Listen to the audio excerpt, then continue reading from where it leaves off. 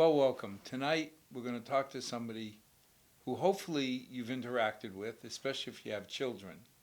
Because when you think about our school system, especially the formative years of high school, I remember for me to get an hour with my child was something I jumped for joy at because she was always busy with something after school or in her car with her friends. And the schools spend 6 hours to 8 hours a day with our kids. So it's important that you understand who's leading the charge, who's influencing the educators. So tonight we're going to talk to somebody who's very familiar with us and we're familiar with. Why don't we start with an introduction? Okay, hi. Thanks so much for having me on, Al. I'm Josh Otlin. I'm very privileged and honored to be the principal of Milford High School. You've been there a while now. This is year 7. Wow. Seems like I can just remember when you first came on. Indeed. It's been an intense and action-packed 7 years. The big question in everybody's mind: new high school? We are at the beginning of at the beginning of a really exciting process for our school and for our broader community. We have been invited into the funding process through the Massachusetts School Building Authority. It's going to be a few years still before you see construction happening, and there's a lot of decisions that still need to be made about the exact shape of the project and if it's going to be new construction or a renovation or a combination of the two. But this was our third application to the authority, and after the first two, we were in neutral, anxious to get started, but not making forward progress.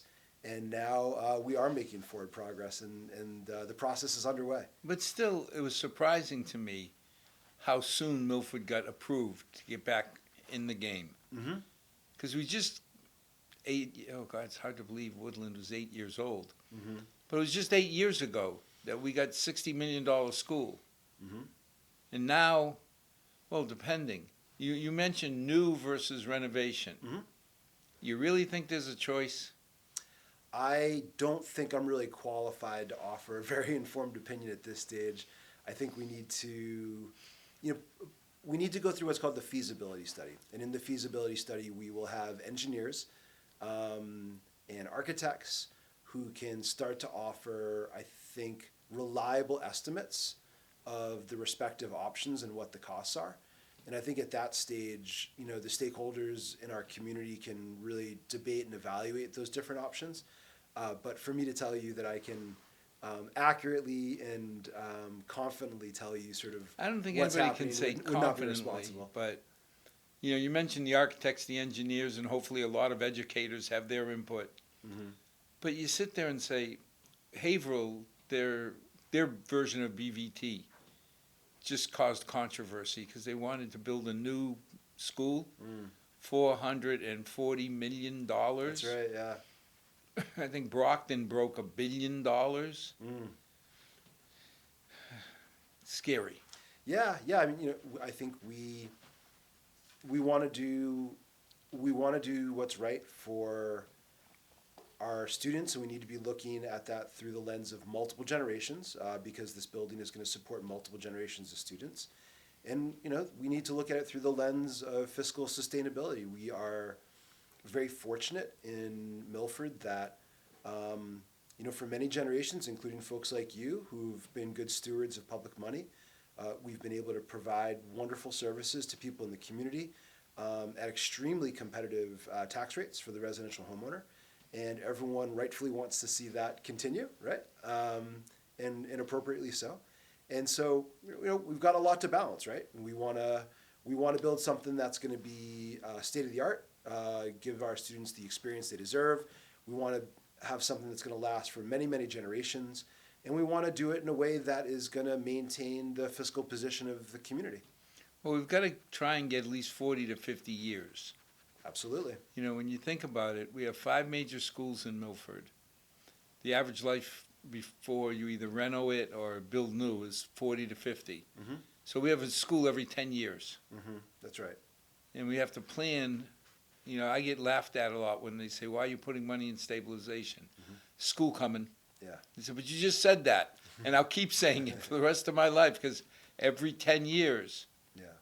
Um, And Al, to that, I think it's important that folks in the community understand that every 10-year process, it means different things for different schools, and I think it's really important to recognize that there's severe constraints on what can happen with the Stacy Middle School, and there's also very little land in town that's available for the development of a school in a geographic location that's suitable for traffic. So one of the things that I do anticipate at this stage, the decision hasn't been formalized by the community, but I do anticipate that Milford High School is going to become an 8 through 12 school. We have significant crowding challenges at Stacy right now, and the opportunity to either complete a renovation or do new construction creates an opportunity for us to bring 5 grades up to the high school. And given the finite limitations of the facility at Stacy, I think that that's going to be a win for both the next chapter of Milford High School's existence, but for the Milford Public Schools and our community more broadly. Providing relief for Stacy is going to be a good thing. and Stacy, we're not going to touch for 20 years. I mean, I hate to say it, but we can want it all we want, but it's going to be, what, another 5 years before the high school is more or less done? I'm not confident at this stage that I can give you a precise estimate as to when it's done. I think a 5 to 7 year 5 to 7 years. time span is probably realistic. Add 10 years onto that, you're at There 17. you go, yeah. So the idea of expanding Milford High to be 5 grades makes all the sense in the world to me, because you're buying time that Stacy can breathe. Yeah, and I think that there's many communities that have 8 through 12 schools. This is not a novel experiment. I previously worked in 8 through 12 high school when I was up in Hudson for many years, and there are in addition to some of the fiscal and logistical factors that are pushing us to think about moving 8th grade to the high school, I think there can be some real educational benefit. You can provide programmatic options to 8th graders in a high school setting that you just can't in a middle school setting. But 8th grade doesn't seem like a far leap from 9th. If you talked about 6th and 7th, they seem, and I'm not an educator, but 6th and 7th seem like a different animal than a high school kid. And I think developmentally that's correct, but I would also say I live in Hopedale. My children attend the Hopedale Public Schools. It's a 7 through 12 school. Is it really? It is, yeah. And I've got a 7th grader there, and she's in the same building with 12th graders, and I think she's having a great experience. Her brother ahead of her, the same, and many other children. So I think for folks that are unfamiliar with an 8 through 12 or a 7 through 12 high school, I think it's natural for folks to have some apprehension about mixing 8th graders in with 12th graders. But I have direct experience in 8 through 12 school. Again, it's very common, and I'm quite confident that we can do it. Well, I remember way back when Paul Revere was in class with me, we had the Spruce Street School, which is now the library. And the big trauma was walking across the street to Stacy, because that was 7th and 8th grade. Those were the big kids. Yeah.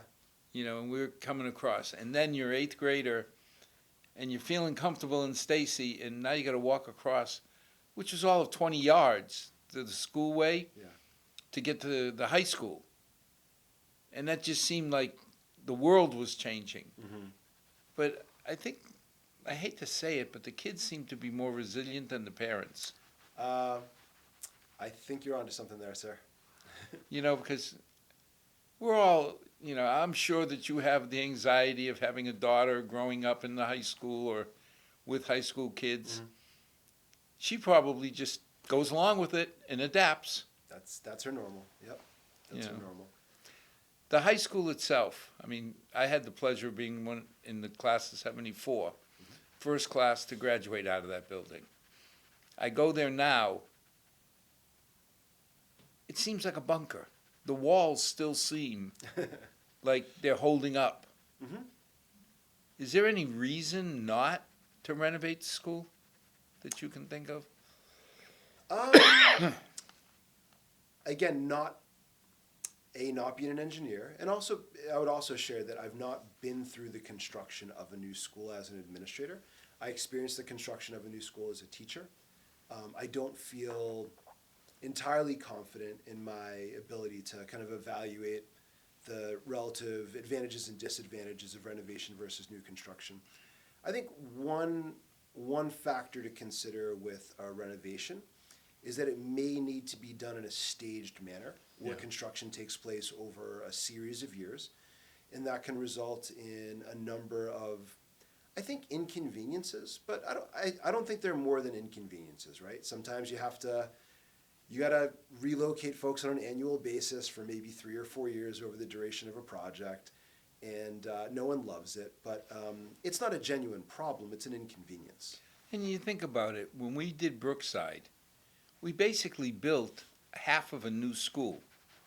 Between what we did with Shining Star at the high school, what we did at Memorial, and that was 300 kids. I can't imagine where we'd put temporarily. Was it 1,400? We're at 1,300 now.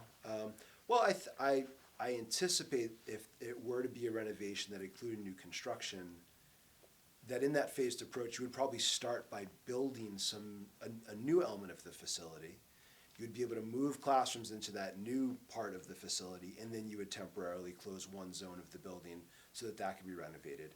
And so before you started renovating the existing building, I think you would need to build some new classroom space so that you could displace your existing And that classrooms makes so as much they were sense to renovated. me. I mean, when you walk into the cafeteria, that courtyard on the left, we never had anything to put in there. A new wing would sound like a good thing to do. You know, and I think in terms of the campus right now, we are fortunate to have ample parking on campus. Truth be told, we don't need as much parking as we have. And if some of that space is buildable, where we currently have parking lots, there's actually a lot of room for expansion within the existing footprint of our campus. We have a parking lot behind the A wing and adjacent to the courtyard. We have a very large parking lot that sits outside of the C wing and the D wing. We have another large parking lot that sits outside the cafeteria and the gymnasium and the pool. And of course, we have a very large parking lot right off the front of the school on West Fountain Street. It's conceivable that some or perhaps all of those parking areas could be converted into buildable space. We also have a lovely courtyard in the center of our campus, and while it would be in some ways sad to lose that feature, it's a very aesthetically pleasing feature of the school. It's also conceivable that that's buildable Well, space. the other thing is part of the high school was built to have a second floor. So, and again, I'm not an engineer, but I look and I say, first of all, to build a new school, de novo, the only dirt we have big enough is Asylum Street. I mean, that's Kansas. You know, if I lived on the Medway side of Milford, I'd have to leave 3 days early to make it through the traffic of Main Street. But then also all the university streets. Right. High school, your school's unique. You're going to have a lot of student drivers. Not the most cautious group. No. So Asylum Street would be very problematic. In terms of new construction, and again, I'm not qualified to assess this. You know, we have a large set of practice fields behind the schools. It is conceivable that if that's buildable, that you could do a new building that maybe even comes onto our existing pool and or gymnasium. But I'm not qualified to assess whether or not that's buildable. I don't think any of us that aren't engineers and architects can have a well-informed opinion until they do the study. I hope not. We put away $1.5 million for a feasibility study to make sure that we were well-informed. And Al, the only other thing that I would say in response to your question about, you know, the potential downside of renovation is, you know, I'm not sure what it will take to renovate our HVAC system and our water lines within the existing building, and if that can be done in a manner that's going to provide us with 40 to 50 years of durability. I know that we're facing very significant challenges with our HVAC system in its current configuration. My understanding is that we have significant risk of issues with our water and sewer system as well. So I think if water and HVAC and electrical can all be renovated along with the interior spaces, then I think a renovation could be And I think great renovation means replace. Somehow temporarily, I mean, look at this past winter where we had the boiler go. Mhm. And we found out, which is expected, that you can't just go down to ye old boiler shop or Yeah. Lowe's and say, I need 50-year-old pipes. Mhm. So I'm sure that there's a way of keeping the current infrastructure going while they replace new. Mhm. But I wouldn't imagine you could want to or even try to renovate a 50-year-old boiler. Yeah, yeah. So again, yeah, as you said, if there are, methods that allow for the renovation of the building, which also can provide for appropriate upgrades to those internal systems, especially Yeah. water, sewer, and HVAC, that could, potentially be a great solution. As you said, the options for buildable land in Milford are not really there. And Well, the other thing too is, ever since Newton North broke the bank on their high school, the models have been put out. The SBA says, you want our money? You live within our models. Mhm. Well, Milford High, as we know it, is much bigger square foot wise per student Mhm. than they would allow. That's correct. So, I mean, if it went to most of your staff, I don't think anyone would say, I have too much room. Correct. But we're one of the only school systems, I think there's a handful, that are expanding. Mhm. You talk to towns around us, and what I hear from their school department is they're getting less and less kids. That's correct.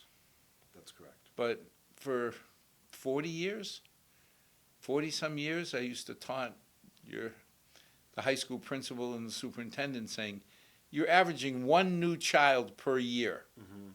Because when we graduated Milford High in 74, there was 222. Mhm. 40-some years later, it's 262. Mhm. But the last few years, it seems like it's been 100 or 200 new kids.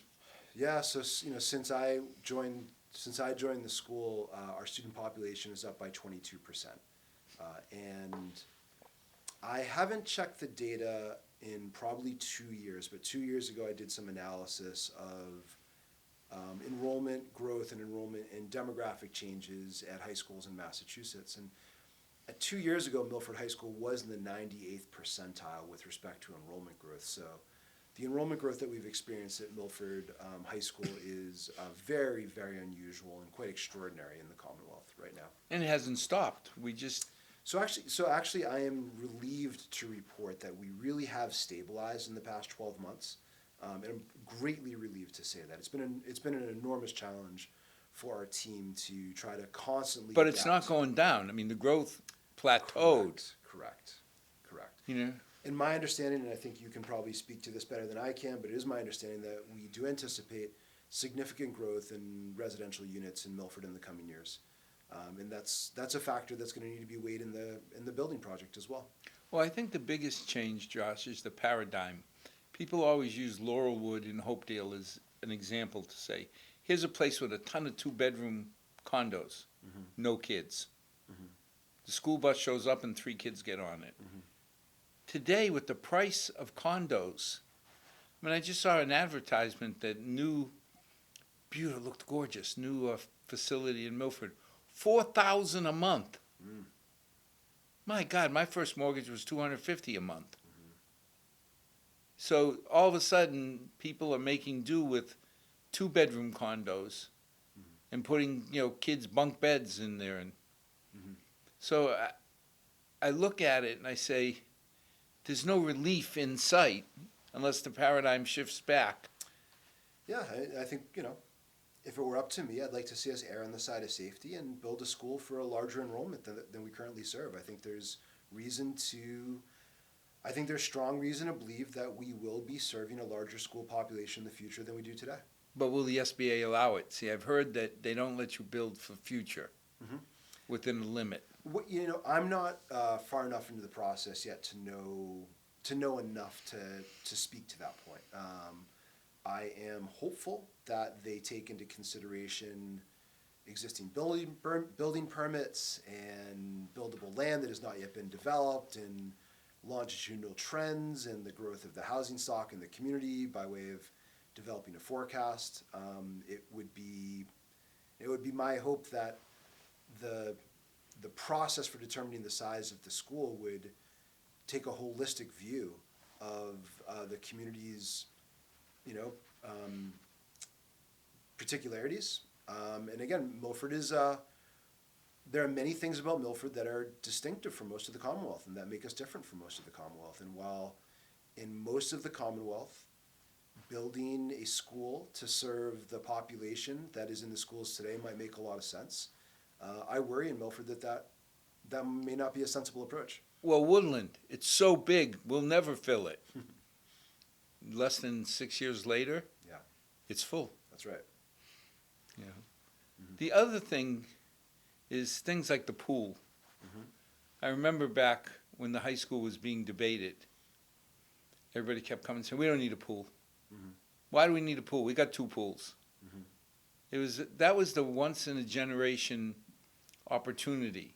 Because right now, that pool is one of the crowning jewels of our system. Yeah. Do you see anything else that we should consider? With respect to Additions? I think most modern high schools in communities that have serious athletic programs, of which we are one, the trend is to build a field house. Yes. Where you can house an indoor track and significant indoor practice space. And so it would be wonderful to have a field house as an addition onto our current project. I agree with you, the pool is a wonderful asset for not just our students, but the entire community. And I'd be very pleased to see the pool retained as part of the high school in the future. And the field house to me is just like the pool. It's a generational opportunity. Yep. And just like our pool, and like our current gym and athletic facilities, this will be a community asset. It will be utilized by children and adults of all ages throughout the community. The high school is a community center. It's a high school during the day, and it's a community center in the afternoons and the evenings. So all the investments that we're going to make in the high school, the primary beneficiaries of those investments are going to be The high students that school attend the kids. school, right? But there are many, many other community members who take advantage of this wonderful asset that we have. And investments in some of these facilities that community members use is going to be to the benefit of the community. And when you hear people say, should we spend the money? No, we shouldn't spend the money at all. Do we have to spend the money? Yes, because there's no choice. I mean, you think about it, the pool has paid for itself in benefits, not financially, but overall, over and over. A field house. I mean, I admire the kids when I went up to the high school and I see them running up and down the halls, because that's all they can do in the winter. That's right. Yeah. But we should and can do better. And don't get me wrong, I mean, this is Finance Committee talking blasphemy, saying spend more money. I think it's nuts to spend $175 million renovating. But what choice do you have? I mean, our kids are our future. And fortunately, because of the really strong financial stewardship that we've had here in Milford for a long time, and as you know, we've got a really balanced tax base, we are in a position to make a major investment in the school in a manner that I don't think is going to be a zero-sum game. I don't think it's going to require taking funds away from other municipal departments. I don't think it's going to result in large increases or maybe any increases on residential tax bills. And again, that's exceptional in Massachusetts. There's very, very few communities in the fiscal position that Milford's in right now. And that's a lot to be thankful for. And to the 6 people who are watching, make no mistake. The FinCom will get up and say, we're broke. We have no money. The school will say, we need $2 billion for a new school. And then we'll sit down, just like we do with the budgets. The budget's starting now. The school needs $1 billion increase. Finance Committee has 2 pennies to share. But when it really comes down to it, how many times people have said they're amazed that at town meeting there's so few fights. I said, you ought to come to the school committee, subcommittee meetings and see how we pull pennies apart to make copper wire. But all the arguments, there's something special about Milford. Yeah, and I mean, listen, those debates that take place, they should. I mean, this is democracy, right? And our elected officials, our appointed officials, professional managers like myself, we're all stewards of taxpayer money, and everyone who pays taxes has a reasonable expectation that we are all doing our best to make sure that the money is spent efficiently and effectively, and that there should be a really robust debate around these matters. Now, bottom line question. Mhm. I'm a parent. My child can go to Milford, they can go to school choice to other schools. Mhm. Fundamental question, will my child get a good education if they go to Milford High? Oh, absolutely. Absolutely. Yeah, we are very, very fortunate that we have world-class educational programs at Milford High School, and we have world-class educational programs for students in a lot of different life circumstances on a lot of different trajectories. I will say that I think that most families that are actively considering other options in Milford High School typically have children that are quite high achieving. And, you know, while there's many, many elements of our program that I'm very proud of, one of the things that I can say with full confidence is that for the talented, hardworking student, there is no limit to how high we can take them at Milford High School. We have a very high caliber, extremely rigorous academic program for talented students that I would put up against any public or private high school in the United States of America. And for me, the proof is in the pudding. You don't have to take my word for it. You have to look at where our top graduates go to college. And that's the key, because we're all jaundiced in our view. Sure. It's like the first time your daughter went to that recital. I remember my daughter with the violin, it sounded like she was pulling the tail off a small farm animal. But to me, it sounded like a symphony. Mhm. So, don't take this wrong, but your opinion Mhm. to me is jaundiced. Sure. How are the colleges? Because they're the ones that Mhm. really, to me, are the judges. Yeah. You know, are our kids getting into Okefenokee Community College only, or are they getting into good schools? They get into many of the most selective colleges and universities in the United States of America. And I think that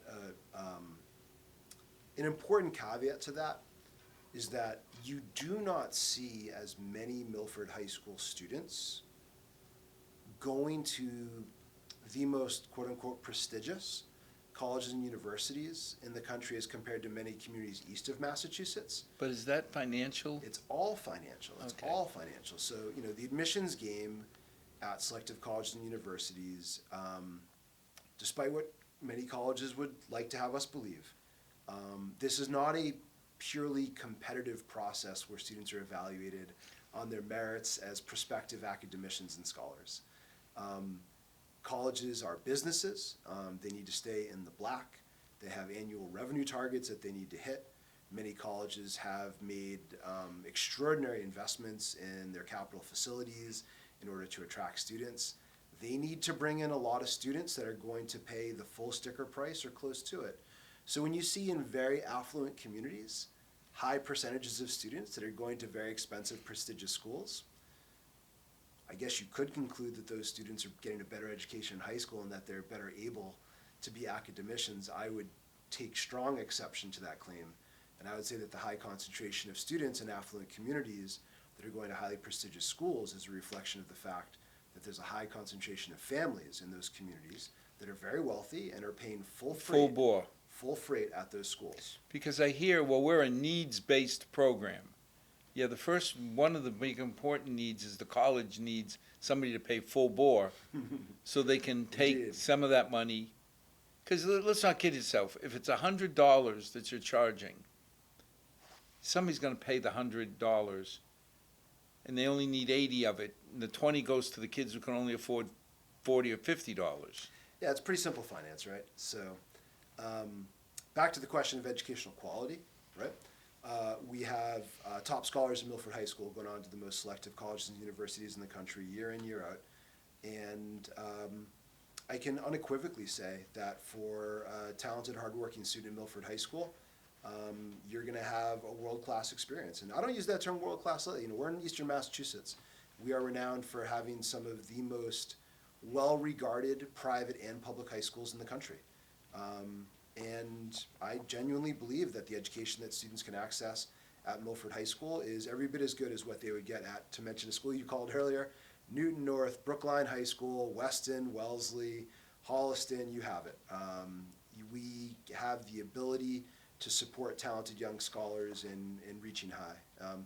And I think we've made tremendous gains. We have a long way to go, but I think we've also made tremendous gains in developing programs to support career-bound students. And I think we've also made tremendous gains in building programs that are really trying to support first-generation college goers in reaching that part of the American dream, which is accessing a college education. We serve an exceptionally diverse community at Milford High School, and we need to have programmatic diversity that matches the diversity within our student body. So we need to have programs that can serve the top-notch, high-flying student. We need to have programs that are going to serve the students that's going to be starting their professional career immediately after high school. We need to have programs that are going to support children who are growing up in poverty, but who aspire to earn a college degree and who are going to face enormous financial barriers to completion, and everything in between. In some communities that are more homogenous, the schools can be a bit more focused in providing sort of a single program that's going to meet the needs of almost all of their students. At Milford High School, we have tremendous diversity in our student body, and again, we need to have programmatic diversity to match. But isn't there something to be said for the kids experiencing an environment that they're going to live in?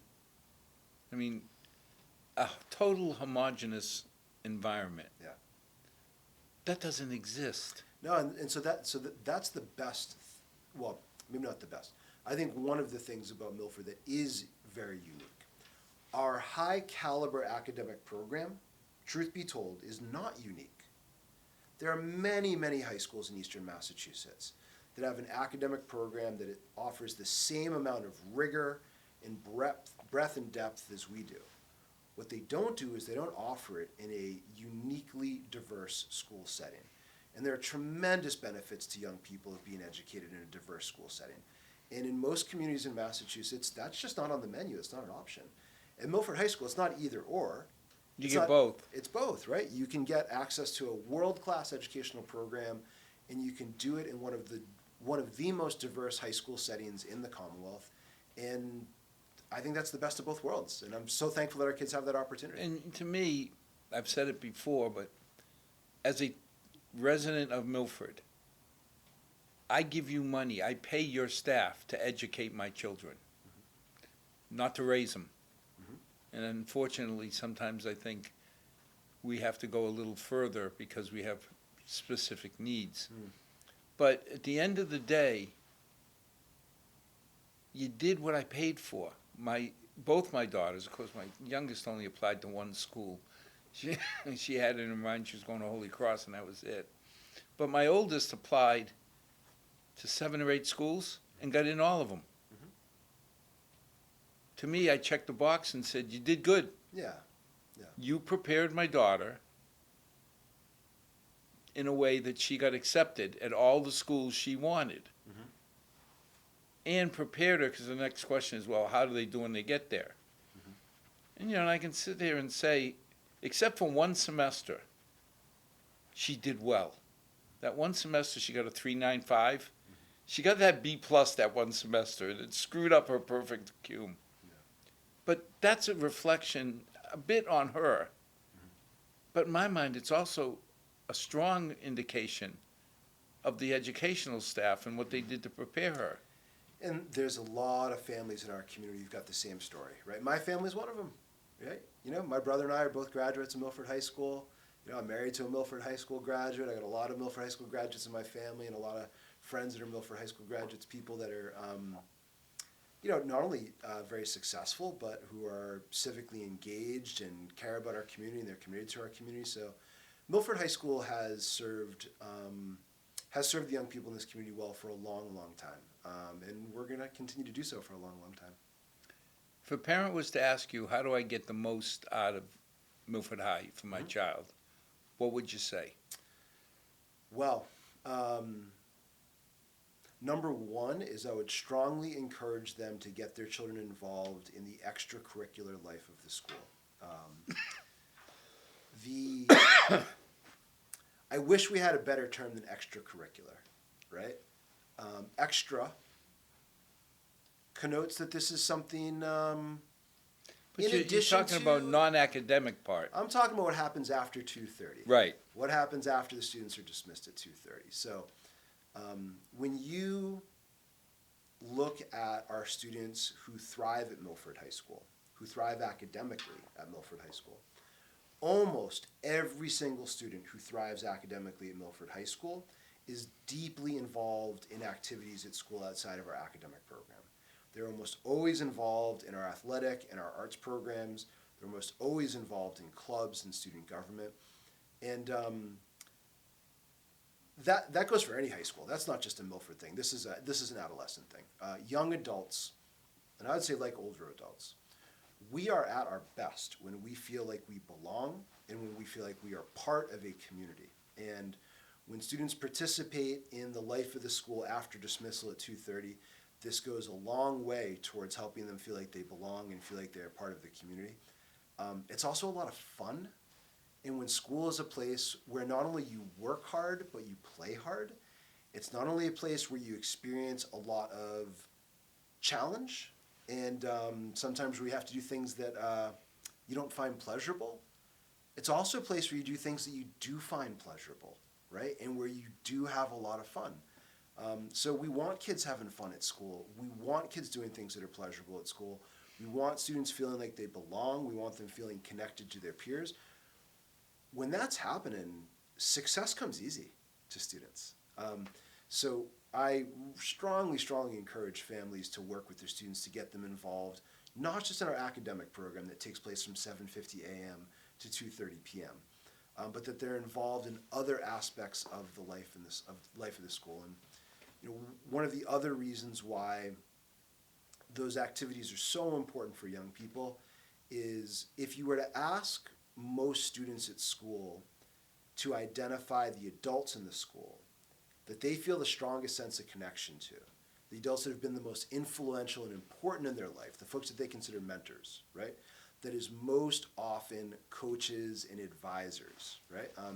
We do have teachers who are able to form really strong bonds and connections with students in the classroom, but there's a very different kind of mentoring relationship that forms between adults that are working with students in athletics and in the arts and in clubs than it is in the classroom. And part of that's because they're all choosing to be there, right? When I used to teach history, as much as I loved history, there were some students who didn't particularly care for history. But when I was the advisor to the outdoor club and I was taking kids on hikes, everyone wanted to go to the mountains, and I did too, right? Well, the other thing is it's one-on-one. Mm-hmm.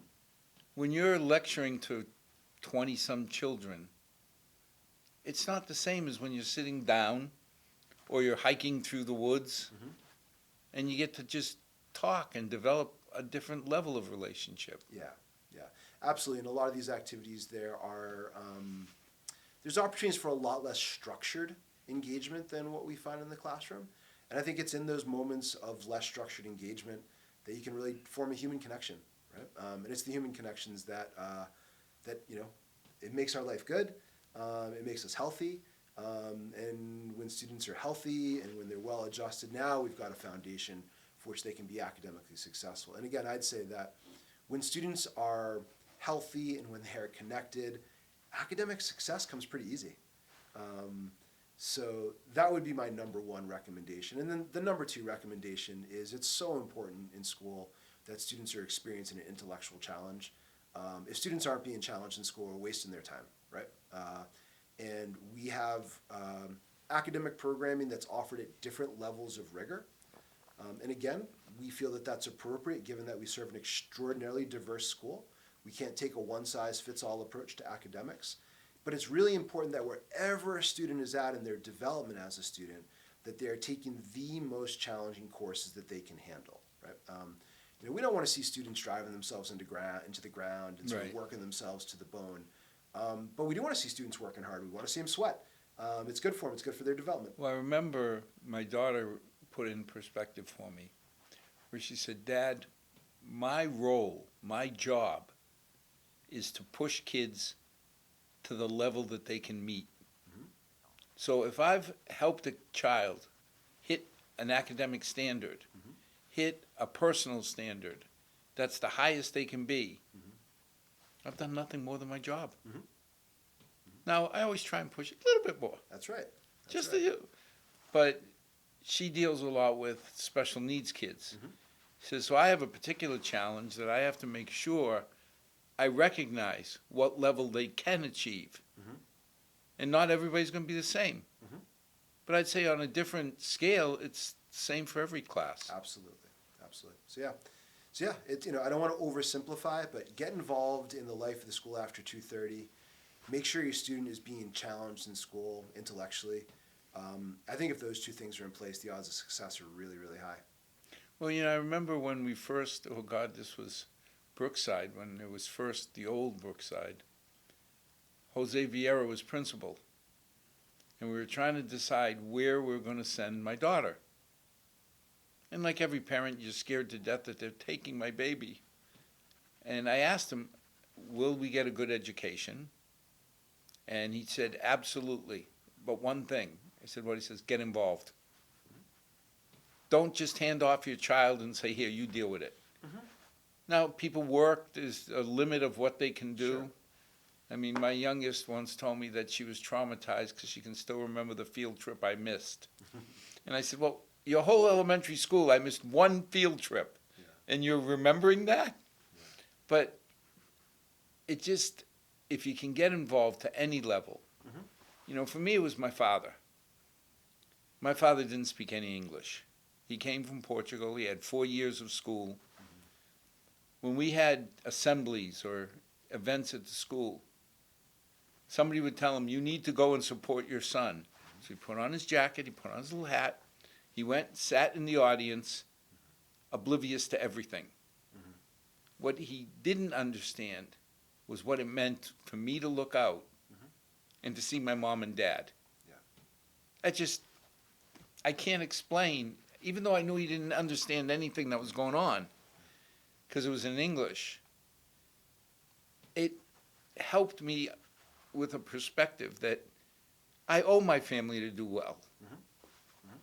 And I think, we're able to talk about things differently as adults than we are as children, right? It's sometimes that finding the word, we don't find the same words when we're young as we do when we're older, but I think that when parents and guardians and family members get involved, I think what it does is through our actions, we're implicitly communicating to children in a very powerful way that what you're doing at school is very important, and I have very high expectations for you at school. And those are the conditions in which students do best.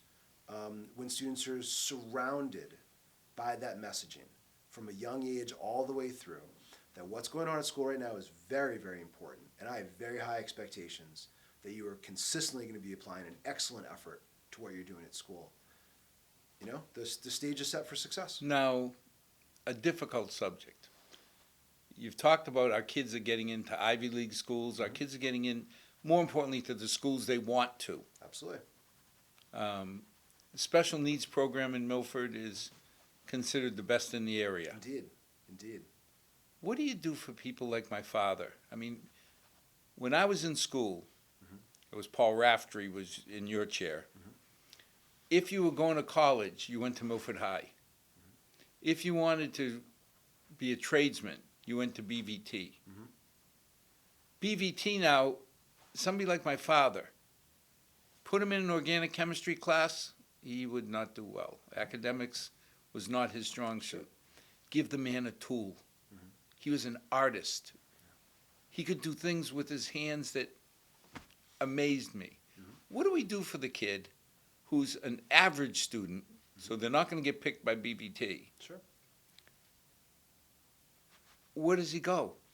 Well, we are very pleased to be offering a strong program of career and technical education at Milford High School today. And one of the things that I'm most excited about with the prospect of the building project is being able to make significant expansions in career and technical education, because career and technical education often requires specialized classroom spaces, right? So we offer a number of programs in career and technical education at our existing facility. These range from video production, graphic arts, photography, web design, computer science, food service management, early childhood education, biomedical science, engineering, building trades. We're doing all of that in a school that is not built for vocational education. There will be an opportunity, I believe, in the new Milford High School, whether that's brand new construction, renovation, or some combination thereof. In the next generation of Milford High School, it is my hope that we will have not only a lot more square footage in which to provide space for career and technical education, but there will be a large investment in high-tech capital equipment to support high-quality career and technical education. There's been significant investments in career and technical education during my tenure at Milford High School with the support of our school committee and our finance committee and town meeting. As you know, it was just a few years ago, we invested over $250,000 in new science lab equipment to support our new biomedical science course pathway. We've made major investments in equipment to support our engineering program and our building trades program. So I'm very pleased to say that people do not need to wait for the future to access high quality career and technical education at Milford High School. We have it today. I'm excited that in the future I think there's going to be a chance to make it a lot more robust than it presently is. That was an example. I mean, of all the things I can generalize, town meeting has never come up short in taking care of our kids. I remember we went into the C Wing, and it was all exciting, saying, wow, this looks just like it did when I was here. And we started talking to you about, okay, the biotech market is one of the biggest job opportunities in Massachusetts. Why do we have science equipment that was installed by Paul Revere? And y'all put together a program. And it's always tough to get extra non-budgeted money. But town meeting came up with $250,000 so that our kids would have state-of-the-art equipment to practice on. So, one of the things that's important for families that are at a stage where they feel like what their children need at the secondary level right now is not exactly a college preparatory experience, but they need a career readiness experience. There is an added urgency to pick an area of specialization in high school and to pursue it in some depth over the span of 3 or 4 years. So for example, if a student decides in their senior year that they want to start taking engineering courses in Milford High School so that they can get prepared to move into a career in advanced manufacturing, we can do some good work with them in that last year of school, which is 9 months. But if they make that decision in grade 8, when they're selecting their courses for grade 9, and we have 4 school years, 40 months of instructional programming, we can get a lot further. And so we have 4-year course pathways now in biomedical science, in engineering, in computer science in particular, right? And then a number of other programs we can assemble, sort of customized 3- and 4-year programs for students.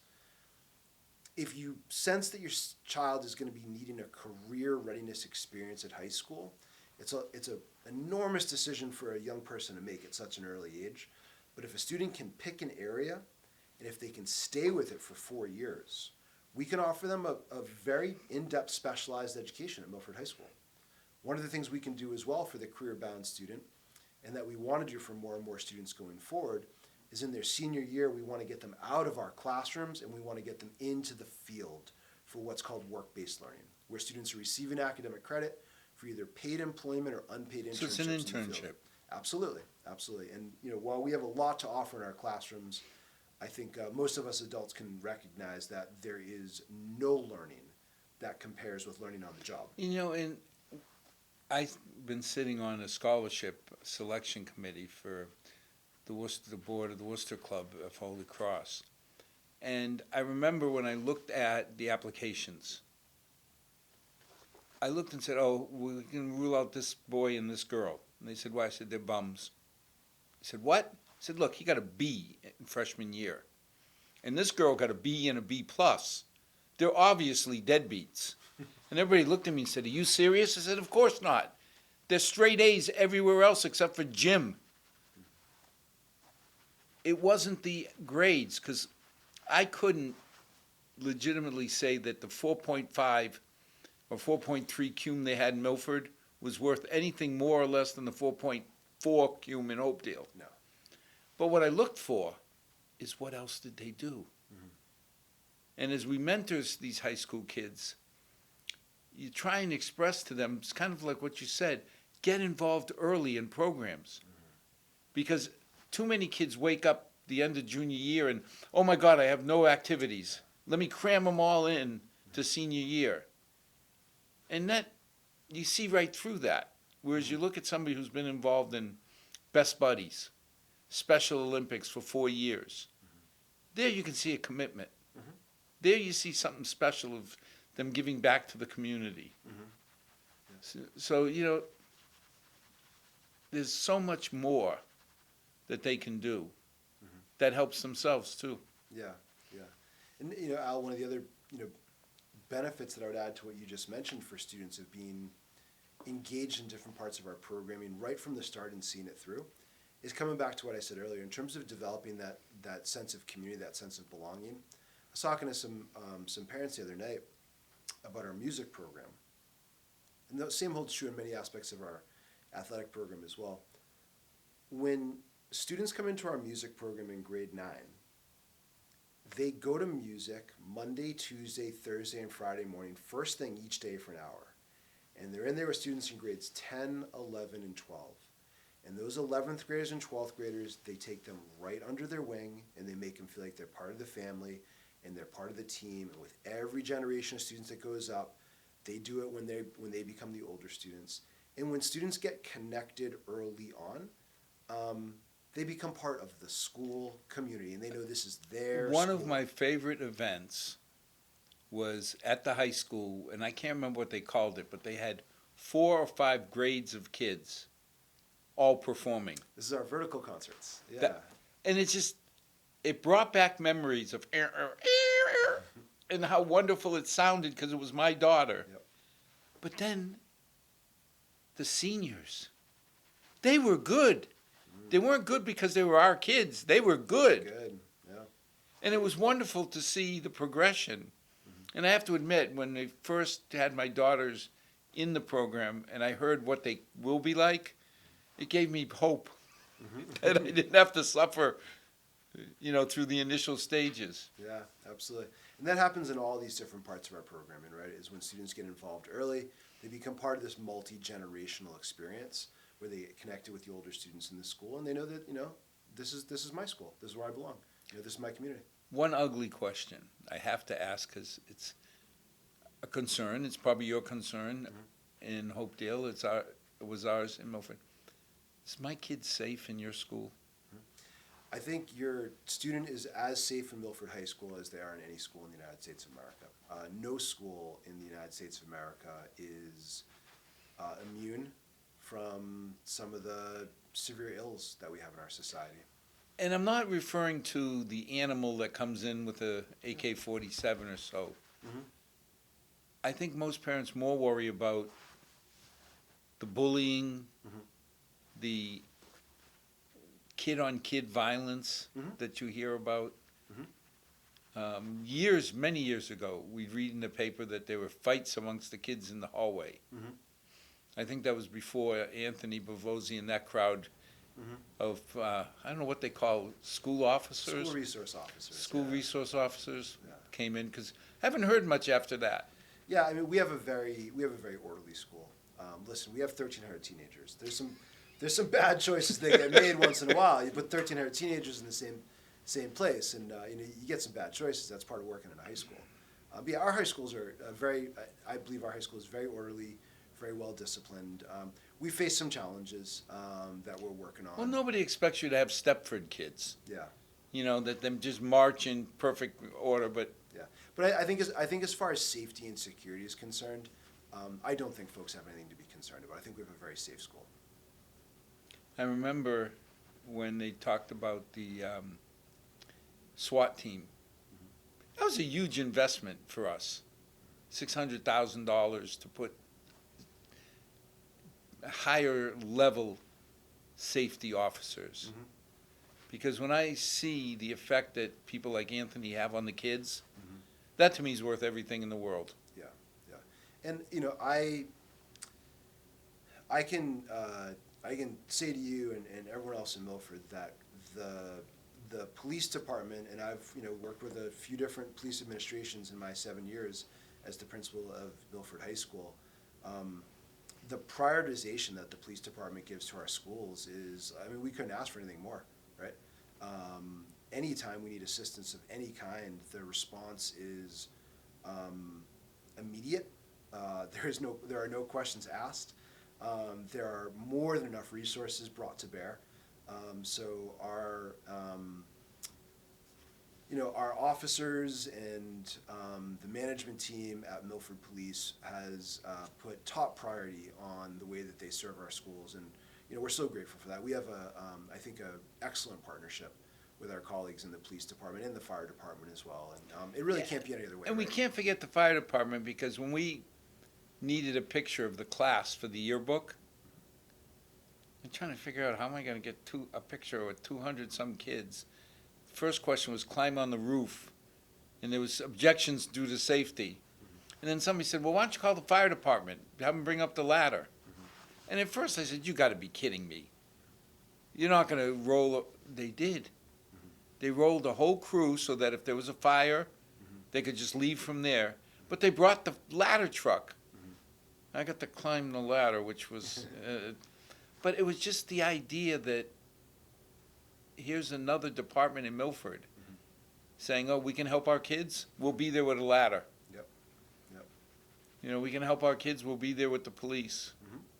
And it is comforting to know that Anthony and the other safety officers know that high school as well as we do. Oh yeah. They know it better than you do. Probably. They know it better than you do. Because you hear how at different incidents in schools, the bad guy hid in a section. I don't think you could hide anywhere from our safety officers. They're very well trained. They're very familiar with our facilities. They spend a lot of time preparing for worst case scenarios that we hope never come to pass. And I hope they're always bored. Yeah, that's our goal. Is we want to keep those fine law enforcement officers bored. Yep, absolutely. Last words. What would you say to parents in Milford? First of all, thank you. We have tremendous support in this community for our schools, and as a spokesperson for Milford High School, on behalf of all my colleagues, we are deeply grateful for this community support. We are really excited to be working with our families and our communities, not only in serving our students today, but in working together to prepare for this next chapter of Milford High School.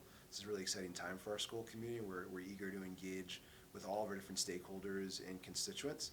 And lastly, come on out. We hope to see you there. Come to the games, come to the concerts, come to the ceremonies. This is your school. These are your students. This is your community, and we want you there. And if you have a question, ask. Don't be scared to call the office. You're paying for it. Absolutely. It's your money, but more importantly, it's the future of your kids and our kids.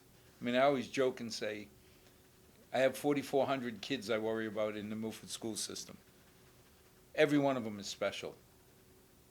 Some need different things. We need a football stadium, we built it. We need a softball field, we built it. It's something that we can be proud of. The town meeting is always taking care of our kids. And a lot of it is because the teachers, they earn the respect that they get. Because if they weren't taking care of our kids, they wouldn't be respected. And I'll never forget when we had budget troubles and everybody around us was delaying their raises. The union of our teachers came to the FinCom and said, if you guarantee us that you'll keep the money in the school system to save teachers, we'll give up our raise this year. What kind of union does that? And sure enough, they gave up the raise for a year to save teachers. And of course, the next couple of years when things got better, we took care of them. But it was just an amazing experience that the union and the teachers volunteered. We didn't have to go begging. So, as always, we can do good things when we work together, right? There you go. As always, to our 6 loyal viewers, may tomorrow be a better day than today. May God bless. Good night. and take advantage of our schools.